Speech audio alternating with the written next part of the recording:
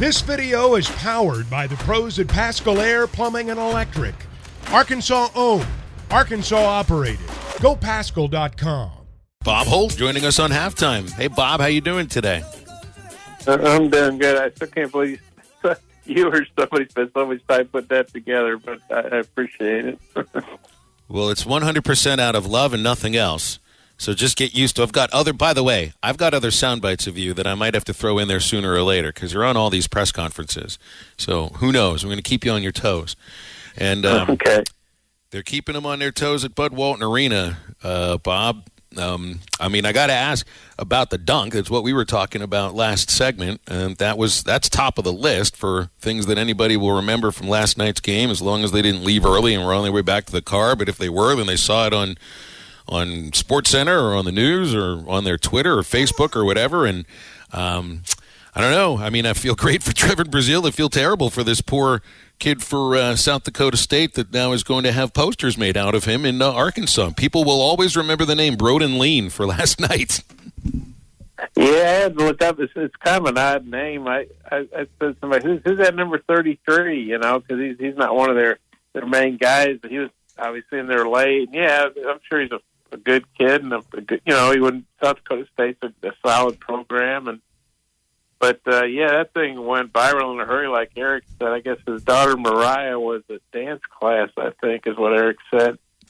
But she sent him something about how viral it was going, and LeBron James and Magic Johnson and Kendrick Perkins and a bunch of other, NBA people. Daniel Gafford, of course, former Razorback, put it on their social media platforms. And I think I saw it was a SportsCenter #1 dunk.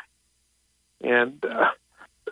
But, yeah, Trevin's got hops, obviously. I remember, of course, it's a different deal, but he had a great one-handed slam in Europe against, I can't remember who it was, Sergio Leone or somebody. But, just think about it. Here he is. That's just his third game as a Razorback, and already he's getting national attention. And I'm sure Missouri fans probably look at that and go like, oh, man, what might have been maybe.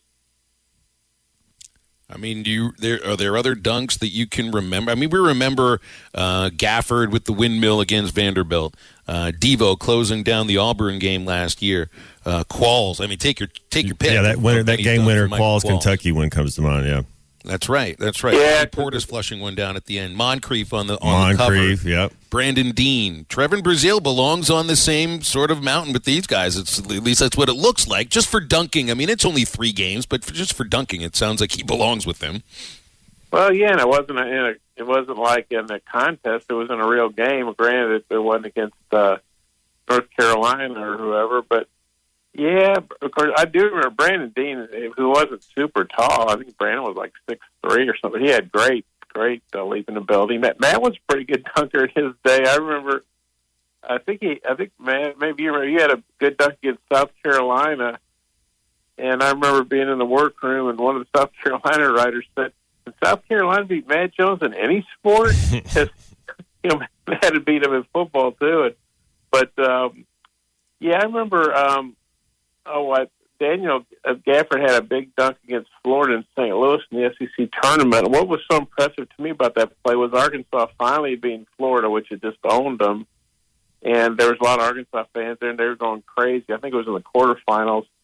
And the game was well in hand, and Florida turned it over, and Daniel just sprinted down the court like the game was tied and got a nice dunk. It just, and I'm sure that's stuff that impressed the pros, just the way he could run the floor for a big guy, but two, just the hustle at a time when the game was over. But yeah, I remember covering when I was much younger, covering Alvin Robertson and Darrell Walker, and those guys, abusing a lot of guards, stealing the ball half court, taking it down and dunking. Alvin Robertson could really dunk. Darrell could dunk. Arkansas had a lot of athletic guys that could dunk. Hood. Yeah, Derek Hood was a really good dunker. Yeah, he's a lefty dunker, wasn't he? I should know that. But he would bring it back kind of like how the homie did it last night. He would bring it back that way. I remember him doing that dunk a lot like that. Yeah, and I think Derek was 6'8", and he had obviously good length. But Trevin's 6'10", and God, his wingspan must be. He's a pterodactyl. He's an alien. Yeah. Yeah, it just against Missouri, it's funny. Late in the year at Missouri, like in Tampa, the SEC tournament, Missouri beat Ole Miss and then lost to LSU, and Trevin was clearly Missouri's best player. He'd started to play really well at that point. And we were all kind of wondering about Conzo Martin, if he was going to get fired. And if he did, I thought, man, Trevin Brazil is going to be a pretty high commodity on the transfer market, and not knowing he'd come to Arkansas. But I think it's a combination of he's really talented, really athletic, and he's just really flourishing in this system with Eric Musselman. But no offense to other places, I don't know if he'd be doing this at a lot of other places. First 3 games have been fairly formulaic, right? I mean, Arkansas gets into the low to mid-70s. The opponent can't break 60. And one thing that stands out, I mean, defensively, they're really good. The teams are it's tough for them to get really good shots against Arkansas, but then I think it's also just tough for them to set their offense up. I mean, 38 steals against 54 made baskets. These aren't numbers that can hold up throughout the rest of the season. But, I mean, they steal it away. Don't you think we're going to play some better competition in Maui? Yeah, Louisville, it's funny, it's not funny to Louisville, but they're 0-3 and they've lost to Bellarmine, which I honestly was not aware of that school, but it's actually a private school in Louisville, right there where Cardinals are, and they're an Atlantic Sun team. They beat Louisville by 1. Then Louisville lost to Wright State by 1. Then they lost to App State by 1. So we were asking Eric and some of the players about Maui last night about playing Louisville, and they were saying, their thing was, hey, they're 4 points away from, they're just a few points away from being, 3-0. But still, they obviously have not played high-level competition, at least on paper. But, we're seeing these upsets, every night now in college basketball. Colorado loses to Grambling, and then Colorado turns around and beats Tennessee and Nashville. TCU almost loses to UAPB. Then they do lose to Northwestern State from Louisiana. So, Arkansas is going to say, Louisville is still more talented, I would have to think, than any of these teams Arkansas has beat, and then they'll see either, I think it's Texas Tech or Creighton, who are 2 really good programs, and then they could see Arizona or San Diego State, and Cincinnati, and I forget who the other team is. But, I think, 2 things. You're going to see high-level competition there, and then you're going to be playing on 3 consecutive days. And I would seriously doubt Nick Smith's going to play. That's probably another thing to think about. Arkansas has been handling, pretty solid mid-major teams without Nick Smith, who most people feel is their most talented player and the NBA draft pick. He was doing some shooting out on the court after the game last night, so he's getting better. Eric didn't say for sure whether he'll play in Maui. He said he's day-to-day, but then he kind of stopped himself and said, well, but he's not going to practice tomorrow. And then he basically said, I'm not going to give the other team, I'm paraphrasing here, but he said he's not going to give, the other teams a scout report on whether Nick Smith's going to play. But at this point, if he hadn't really had full-scale practice, I don't think you put him out there in high, level games. I think, he goes out there and obviously hopefully has a good time in Hawaii, and then he just keeps, working out with his teammates and getting better, than maybe when they come back, maybe he can start playing in December, I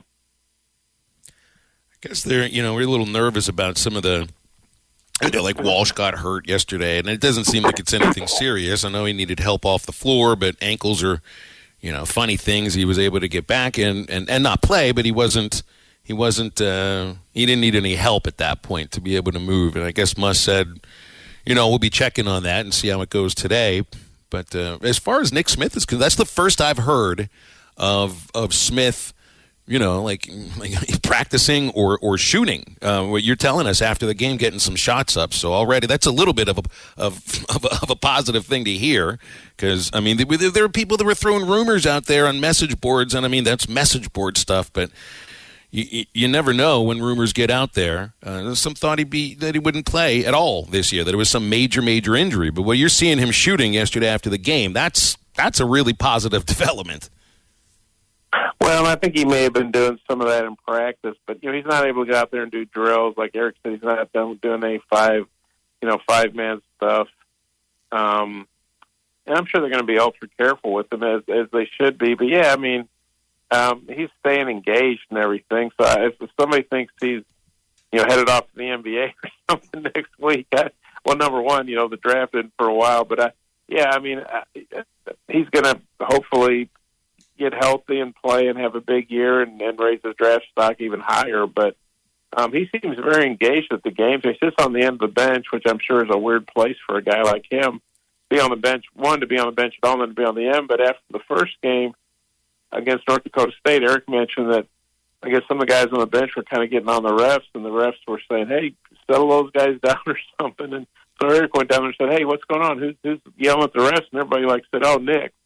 So he was being engaged, and he seems like an ultra competitive guy. So I just have a hard time believing that if he gets healthy, he won't play and be a big part of this team. Yeah, I think it's easy. It's easier to intertwine the best player on the team if he is, but he's still only going to probably play 12 minutes. I mean, he's not going to. It's not like he's going to come in there and just play 30 minutes right off the top. But yeah, he's a stud. What are your thoughts on this Ole Miss Arkansas game? We're going to make it to a bowl game this year. Well, yeah, gotta win one of these last two. I mean, if KJ Jefferson plays, I like Arkansas's chances. I mean, Ole Miss is obviously a really good team. They run the ball really well, and Lane Kiffin's a gifted play caller and all that. But I feel like with the game being in Fayetteville, if KJ Jefferson's can play and play effectively, not be out there, with a sore arm, I think Arkansas's got a really good shot at home. I'd call it a toss-up game or maybe make Arkansas a slight favorite even at home. Not the game we're in Oxford. If it was on a neutral field, I'd probably favor Ole Miss. But I know it's 5-5 versus 8-2, but I don't think Ole Miss has played nearly the schedule Arkansas has. And I know Sam Pittman says he wants to freeze out and he wants to be really cold. And, those, of course, you get players from all over now, like Jackson Dart, the Ole Miss quarterback. He's actually from Utah, where I assume it can get pretty cold. But, I think a cold night game would favor Arkansas just because, you're at home and the players have been out there. I haven't checked the temperatures in Mississippi, but I don't think it's as cold there as it has been here. So if KJ Jefferson can play and be relatively healthy, I mean, as healthy as you can be at this stage of the season, then I think Arkansas's got a real good shot at winning the game.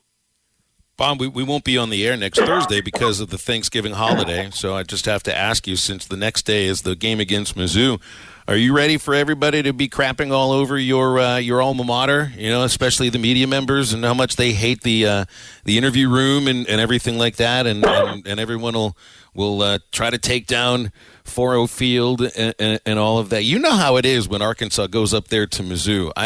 I've never seen so much vitriol towards a stadium, a media department, than I see when Arkansas travels to Mizzou. Yeah, I'm not positive, but I know Missouri has added a South End Zone edition there, so hopefully the media, post-game media setup will be a little bit better. We won't have, be a tent where water's raining down and not on us. It's kind of, you can hear the water dripping and stuff. So I'm coughing a little bit here, but I've covered lots. Heck, I covered a bowl game when Matt and the Razorbacks beat Brad Smith in Missouri, and it was the Independence Bowl. Yeah, down so I've covered a lot of Arkansas beating Missouri, so it's no big deal to me. I will say this: Arkansas, I don't believe has ever won a football game in Columbia. I think they're 0-4. Yeah, you're right. So they're going to need to break. Well, they don't need to, but to beat Ole Miss, they're bowl eligible. But obviously, they want to win that game, and it's a big game. Barry Odom, the former Mizzou player and head coach, that'd be a big game for him. And then you got Alfred Davis, former Razorback, on the other side as Mizzou's D-line coach. Of course, Eli Drinkwitz, Mizzou coaches from Arkansas, grew up in Alma. So, there's and Barrett Bannister from Fayetteville High is, that'll be his last home game playing for Missouri. Really good slot receiver. So there's a lot of, stuff, a lot of ties to both states on both teams. Bob, we'll leave it there. Appreciate you, man. Thanks again for hopping on these Thursdays, and we'll see if we throw any new sound bites in when we talk to you in a couple of weeks. Have a great holiday next week, too. Football is back, and BetOnline remains your number one source for all your football betting needs this season. You'll find the latest odds, matchup info, player news, and game trends. And as your continued source for all sports wagering info, BetOnline features live betting, free contests, live scores, and giveaways all season long. Always the fastest and easiest way to bet on all your favorite sports and events like MLB, MMA, tennis, boxing, and even golf. Head to betonline.ag to join and receive your 100% welcome bonus with your first deposit. Make sure to use the promo code BELIEVE to receive your rewards. That's BLEAV. Bet online, where the game starts.